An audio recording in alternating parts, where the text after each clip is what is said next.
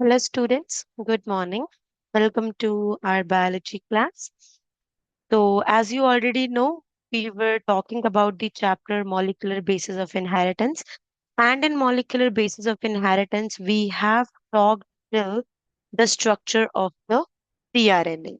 tRNA, which is also called as the adapter molecule, and its का function क्या है? Its job is to bring the specific amino acids.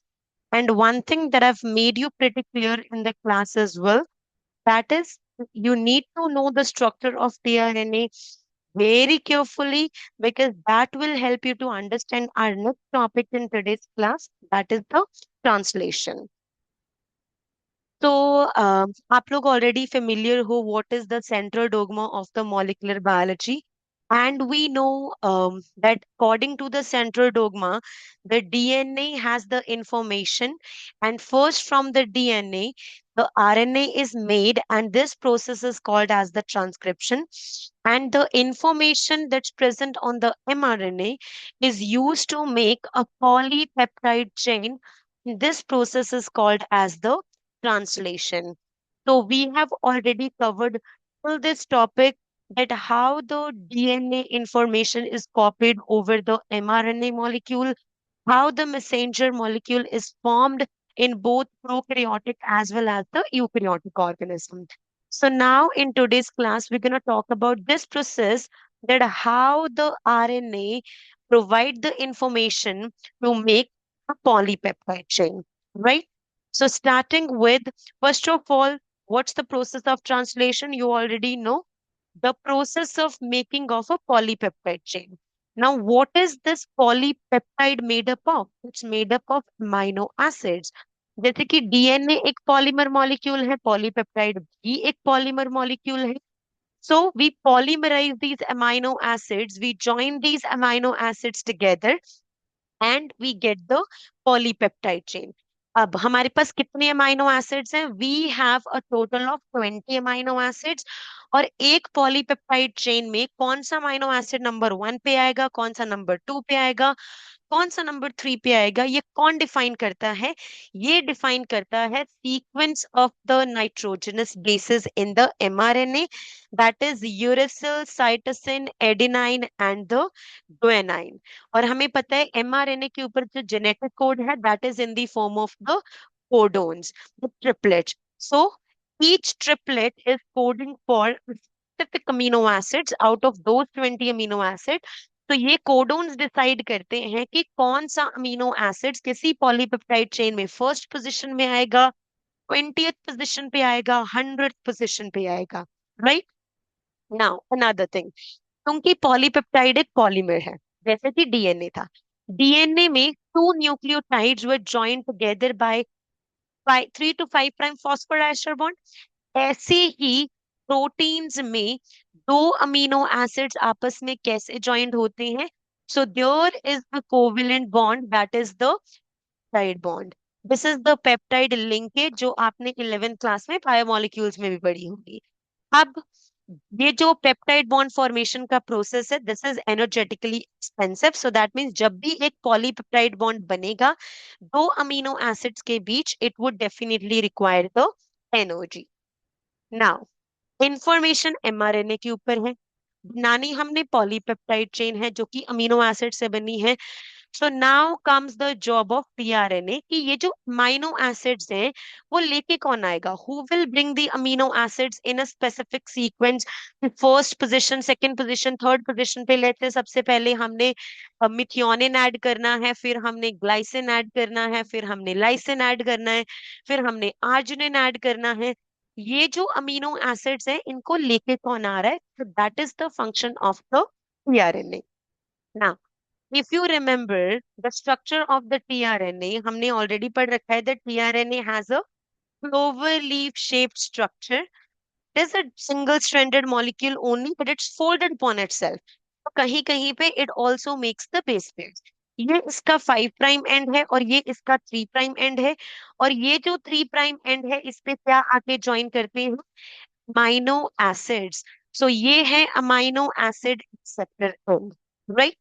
तो सबसे पहले amino acids we want कि amino acids हैं जो वो आके टीआरएनए पे बाइंड करे, बट अमाइनो एसिड्स को टीआरएनए पे बाइंड करने के लिए हमें अमाइनो एसिड्स को क्या करना पड़ेगा?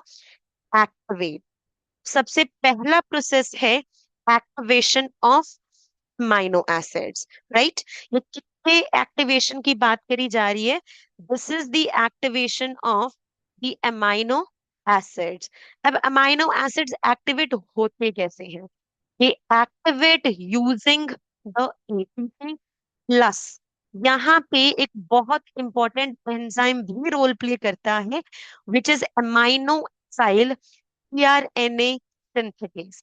तो इसमें होता क्या है एक्टिवेशन के प्रोसेस में? सबसे पहले ये जो अमाइनो एसिड है, in the presence of, let's say कोई भी अमाइनो एसिड्स है, मिथियोनिन हो सकता है, लाइसिन हो सकता है, आर्जिनिन हो सकता है, कोई भी अमाइनो एसिड है, in the presence of this enzyme which is amino acyl tRNA synthetase, इस एंजाइम की प्रेजेंस में plus there is another very important thing that is needed, which is the magnesium ions.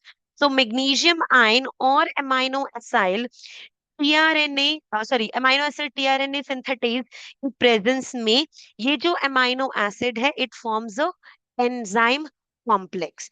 अब ये एंजाइम कॉम्प्लेक्स बना किससे है? Number one, it's made up of amino acids. whenever I'm writing capital A, that means we are writing the amino acid, amino acids है, plus capital E refers to this enzyme. अब enzyme अकेला नहीं है, enzyme has this amino acid plus it has the ATP. ATP provides energy for this process. तो ATP टूट के किस में कन्वर्ट हो जाता है? एएमपी, क्योंकि ये अपने दो टर्मिनल फॉस्फेट मॉलिक्यूल्स को दे चुका है टू प्रोवाइड द एनर्जी। सो अब हमारे पास आया amino acid with AMP molecule and this enzyme, or this is called as amino acid AMP enzyme complex। Plus यहाँ पे क्या रिलीज होंगे? दो terminal phosphate molecule. You know whenever we write PI, that means inorganic phosphate, PPI, so that means inorganic diphosphate, क्योंकि ATP में से ये जो दो टर्मिनल मॉलिक्यूल्स हैं, दो टर्मिनल फॉस्फेट्स हैं, they have been lost। तो this is the first step. Amino acid ATP से एनर्जी लेके एंजाइम के साथ मिलके एक कॉम्प्लेक्स बनाता है। So this is why NCERT से कि अमीनो एसिड्स एटीपी को यूज करके क्या हो जाते हैं? एक्टिवेट। अगर अमाइनो एसिड एक्टिवेट नहीं है तो वो इस टीआरएनए मॉलिक्यूल से ज्वाइन भी नहीं करेंगे। तो this is the first step. उसके बाद the second step is the charging of tRNA. अब ये जो एक्टिवेटेड अमीनो एसिड्स हैं, ये क्या करेंगे? ये अपने स्पेसिफिक कॉग्नेट टीआरएनए से जाके ज्वाइन करेंगे। What does it mean by the cognate tRNA? तो इफ यू रिमेम्बर, AUG के कॉम्प्लीमेंट्री है methionine. AUG is the one of the very important codon that you have to remember, क्योंकि ये start codon है। अब AUG के complementary अगर methionine है, मिथियोनिन कौन से टीआरएनए पे बाइंड करेगा जिसपे कौन सा कोडोन है? UAC।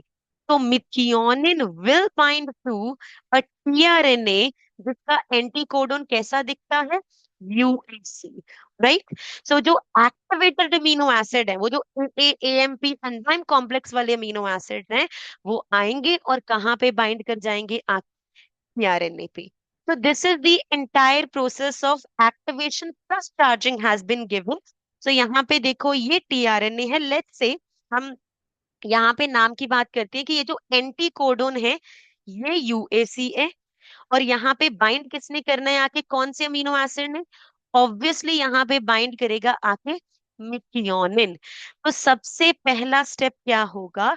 ये जो मिथियोनिन है ये एटीपी को यूज करके और अमाइनो एसाइल टीआरएनए सिंथेटेज को यूज करके बनाएगा मिथियोनिन एएमपी एंजाइम कॉम्प्लेक्स।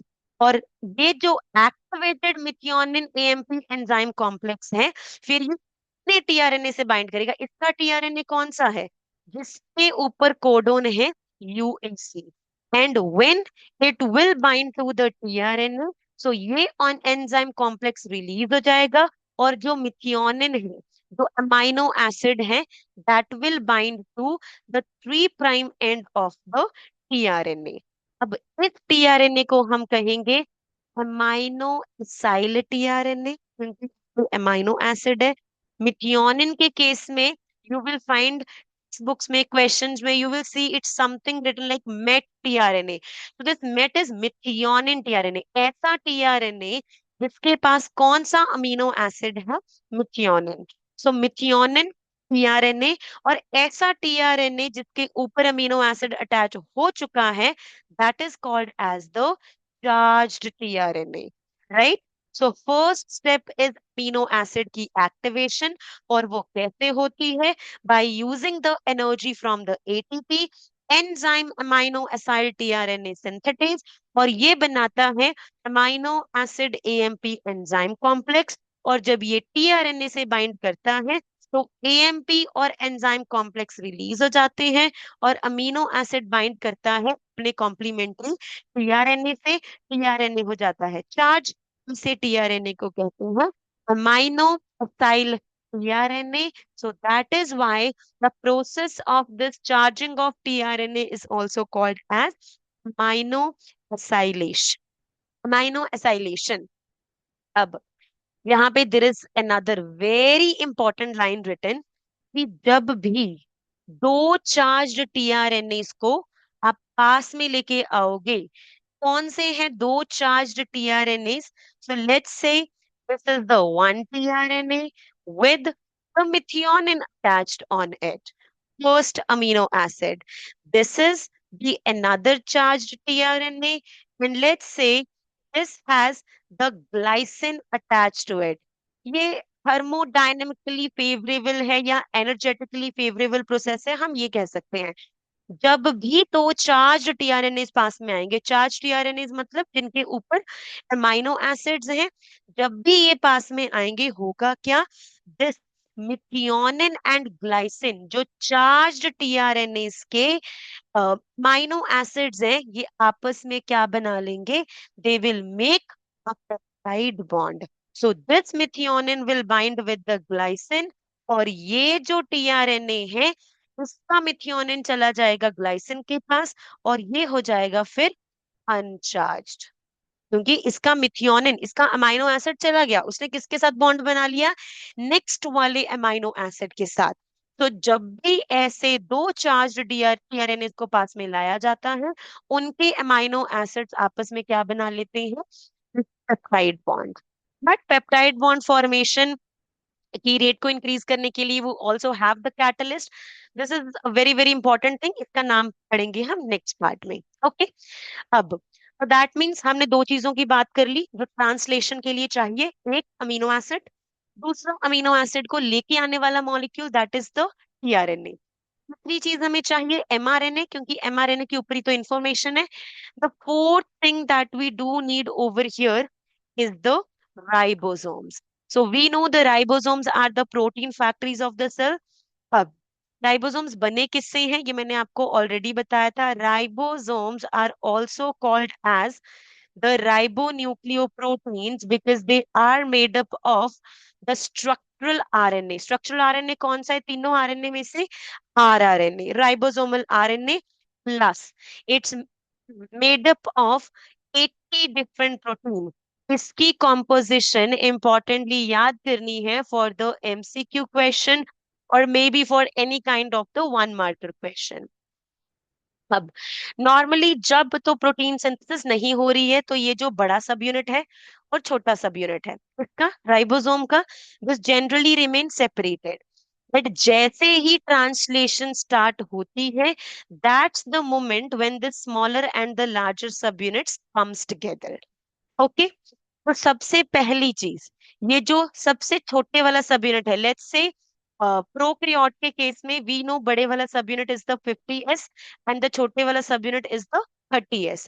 तो ये जो 30s सब यूनिट है, ये किसको एनकाउंटर करता है, सबसे पहले किसको ढूंढता है और किससे बाइंड करता है, it binds to an mRNA molecule. तो this could be another question, mRNA molecule कौन से सब यूनिट से बाइंड करता है, it binds to the smaller सब यूनिट।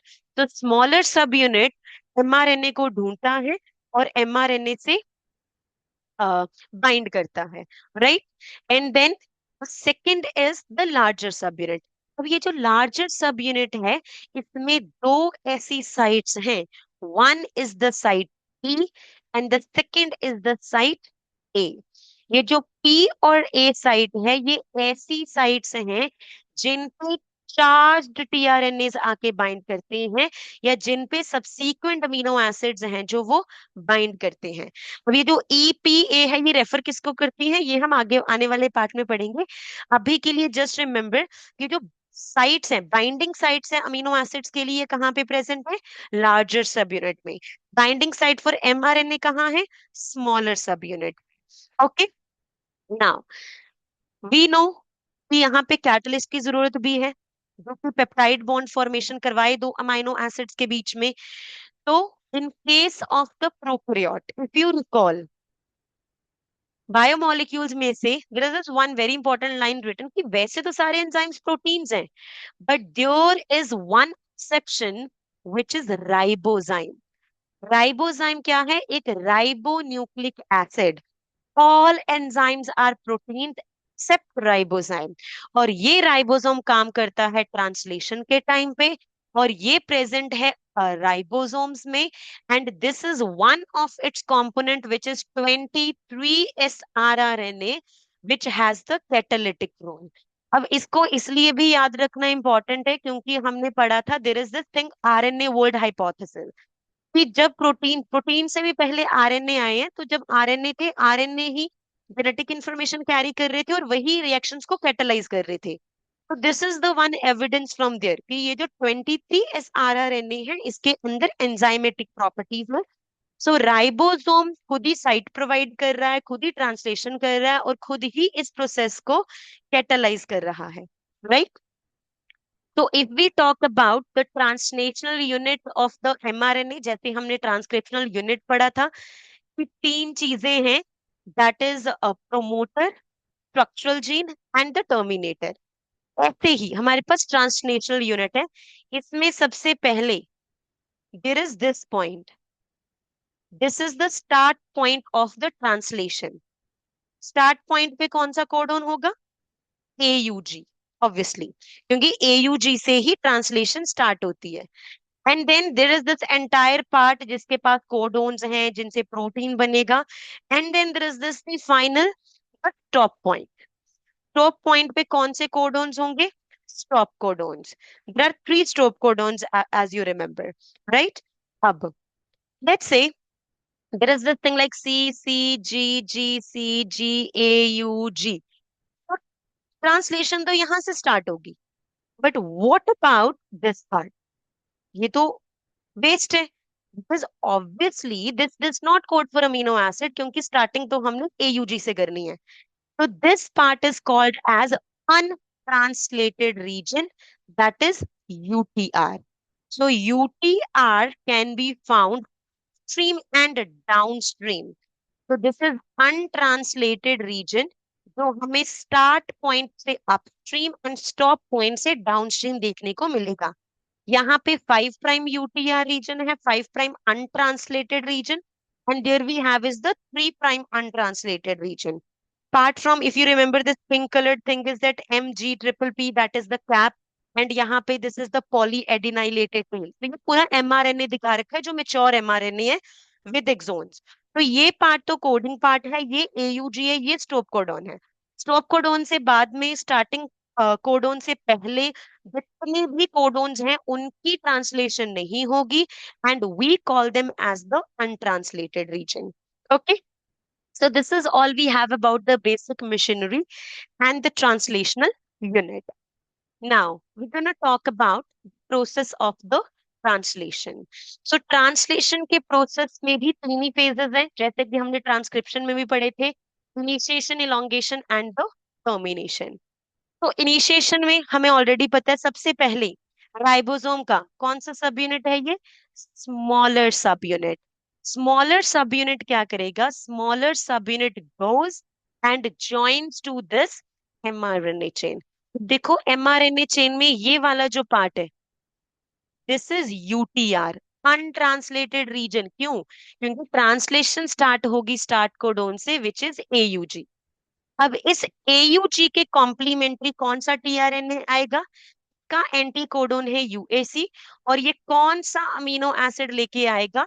मिथियोनिन। ये जो तीन रेक्टेंगल्स दे रखी हैं, these are actually three sides. EPA सबसे पहला टीआरएनए जिसके ऊपर मिथियोनिन है, that is called as the initiator tRNA. तो that is the methionine tRNA, right. अब ये जो मिथियोनिन टीआरएनए है, ये आएगा सीधा पी साइड पे। इसके अलावा बाकी जितने भी नेक्स्ट टीआरएनए आएंगे, वो सारे आते हैं ए साइड पे। E is the peptide site. I'll tell you what does it mean.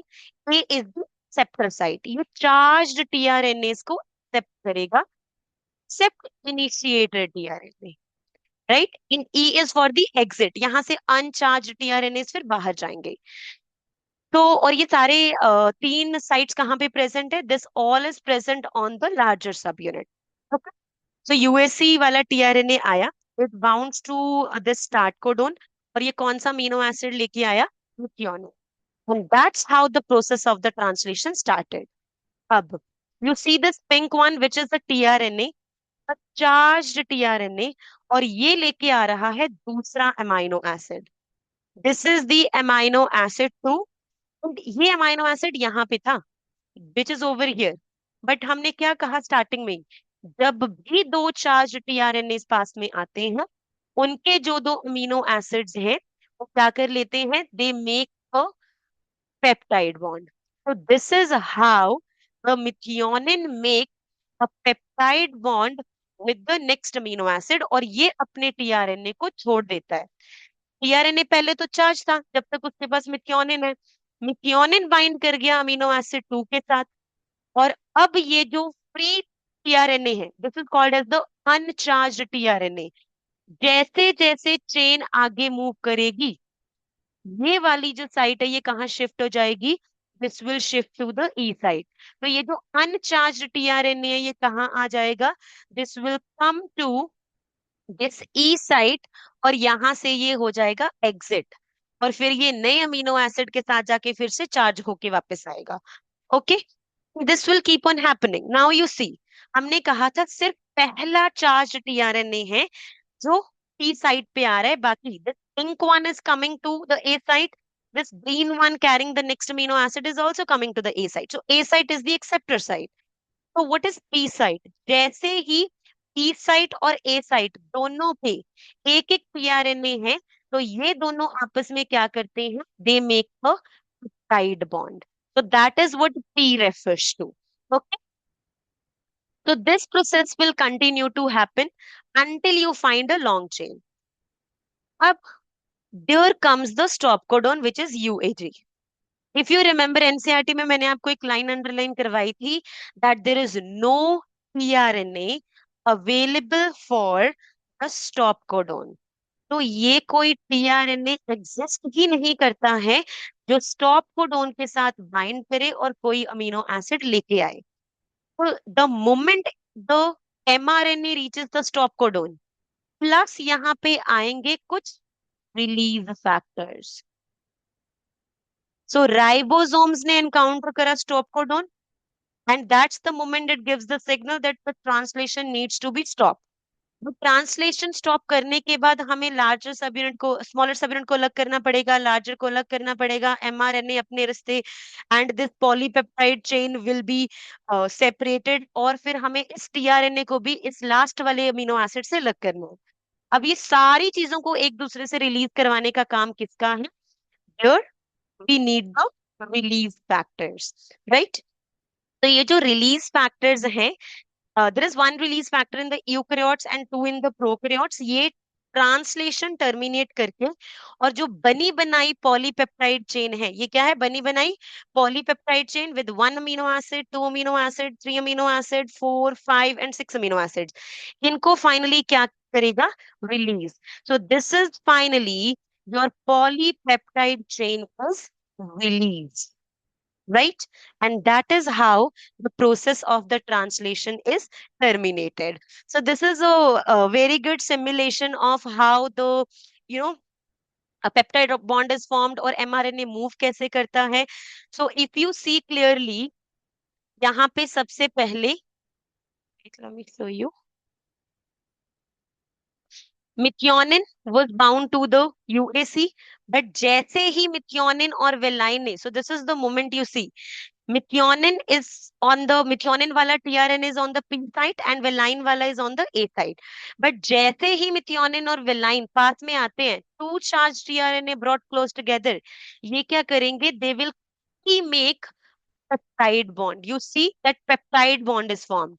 और जैसे ही पेप्टाइड बॉन्ड बनेगा, मिथियोनिन अपने टीआरएनए को रिलीज कर देगा, and you see this thing that went away was actually uncharged tRNA.